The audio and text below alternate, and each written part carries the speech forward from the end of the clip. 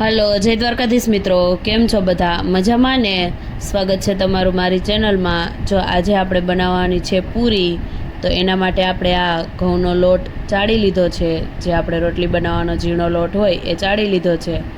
અને હવે ત્યાર પછી આપણે પૂરી બનાવવાની શરૂ કરશું. અને સાથે આપણે બનાવવાનું છે બટેટાનું શાક. અને ઉનાળુ સ્પેશિયલ આપણે એક વસ્તુ આજે લઈ આવ્યા છીએ, તો એ તમને વિડીયોમાં બતાવશું. આગળ વિડીયોમાં બન્યા રહેજો. તો હવે આપણે સૌ પ્રથમ લોટમાં બધા મસાલા એડ કરી દઈએ. તો સૌથી પહેલાં આપણે હળદર નાખી દીધી છે, અને ત્યાર પછી આપણે સ્વાદ પ્રમાણે મીઠું એડ કરી દઈશું. તમે કેવી પૂરી બનાવો છો કમેન્ટ કરીને જણાવજો. અમે તો હળદર અને મીઠું નાખીને બનાવીએ છીએ. તો હવે આપણે લોટને મોણ આપી દીધો છે, અને ત્યાર પછી આપણે લોટને બાંધી લેશું.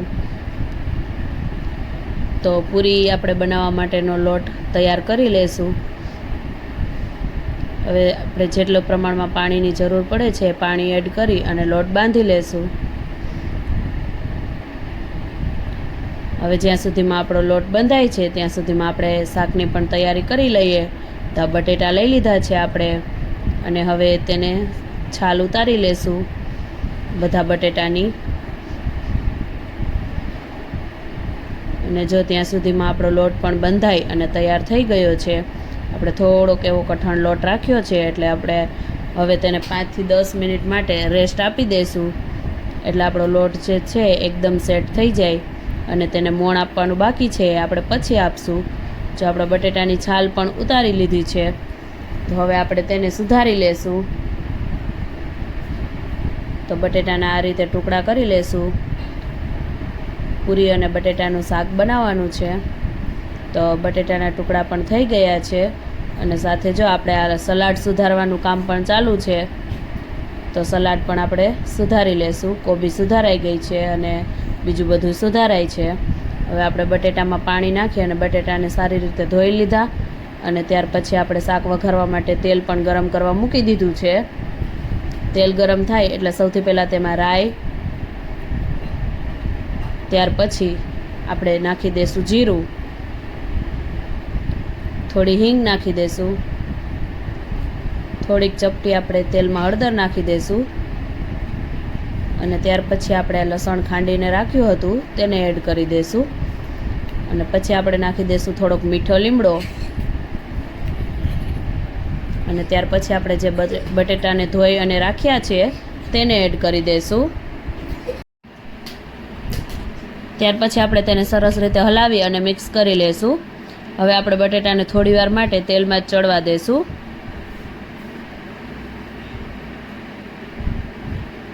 તો તેમાં આપણે હળદર અને મીઠું એડ કરી દઈશું. તો અડધી ચમચી જેટલી હળદર અને સ્વાદ પ્રમાણે મીઠું એડ કરી દીધું છે. તો હવે તેને હલાવી અને આપણે તેલમાં થોડીવાર માટે ચડવા દઈશું. અને ત્યાં સુધીમાં મેં એક ટમેટું સુધારી લીધું છે. જો હવે શાક થોડીવાર તેલમાં ચડી ગયું છે, આપણે ટમેટું એડ કરી દઈએ. અને સાથે હવે લાલ મરચું પાવડર પણ આપણે એડ કરી દઈએ. તો સ્વાદ પ્રમાણે આપણે લાલ મરચું પાવડર પણ નાખી દીધો છે. અને ત્યાર પછી સરસ રીતે બધું હલાવી અને મિક્સ કરી દીધું છે. અને જરૂર પૂરતું પાણી એડ કરી અને પછી આપણે કુકરનું ઢાંકણ બંધ કરી દઈશું અને 3 થી 4 સીટી કરી લેશું.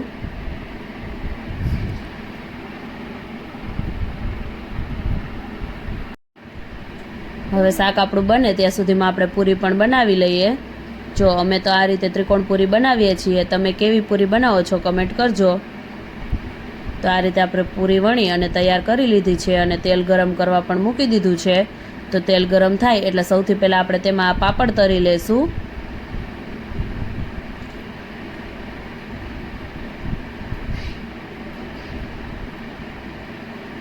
આ રીતે આપણે તેલમાં સૌથી પહેલાં બધા પાપડ તળી લીધા છે. તો પાપડ આપણા બધા તળાઈ ગયા છે. તો હવે આપણે તેલમાં પૂરી પણ તળી લેશું. તો એક પછી એક બધી પૂરી એડ કરી દઈશું અને તળી લેશું. અને આપણે ઉનાળુ સ્પેશિયલ આઈટમ કઈ છે તે જોવા માટે તમે વિડીયોમાં છેલ્લે સુધી બન્યા રહેજો. હવે આપણે બધી પૂરીને આ રીતે તળી લઈએ. જો મસ્ત ફૂલાઈને એકદમ દડો થઈ છે ને બધી પૂરી. તો તો બધી પૂરી આપણે બનાવી લીધી છે. એકદમ સરસ મસ્ત ફૂલાઈ અને બધી પૂરી આપણે તૈયાર કરી લીધી છે. તો જો આપણી બધી પૂરી તૈયાર થઈ ગઈ છે અને આપણું શાક પણ બની ગયું છે. તો આપણે ઉપરથી તેમાં ધાણા જીરું પાવડર અને લીલા ધાણા એડ કરી દઈશું અને ત્યાર પછી તેને હલાવીને મિક્સ કરી લેશું. તો એકદમ ટેસ્ટી આપણું બટેટાનું શાક પણ બનીને તૈયાર થઈ ગયું છે. અને જો હવે આપણે ઉનાળાની સ્પેશિયલ આઈટમ પણ આવી ગઈ છે. તો ચાલો ખોલીને જોઈ લઈએ. હા, તો આ છે શ્રીખંડ. આપણે આજે પહેલી વાર લીધું છે. આ ઉનાળો સ્ટાર્ટ થઈ ગયો છે તો મસ્ત મજાનું શ્રીખંડ આવી ગયું છે ઠંડુ ઠંડુ. બધા કમેન્ટ કરીને જણાવજો કે કોને કોને શ્રીખંડ બહુ ભાવે છે. અને આપણે જો આ થાળી બનાવી અને તૈયાર કરી લીધી છે. પૂરીને 2 જાતના શ્રીખંડ છે અલગ અલગ, અને બટેટાનું શાક છે ને સલાડ છે, પાપડ છે. આ બધું આપણે થાળી બનાવી અને તૈયાર કરી દીધી છે અને જમવા બેસી ગયા છે બધા. મસ્ત જો આપણે સલાડમાં પણ બધા મસાલા એડ કરી દીધા છે અને થાળી તૈયાર કરી લીધી છે. અને સાથે આ બધું થોડુંક નાસ્તો પણ છે, ચેવડો અને સિંગ ને રેવડી ને એવું બધું. તો એ નાસ્તો પણ આપણે રાખી દીધો છે અને જમવાનું તૈયાર કરી દીધું છે બધું.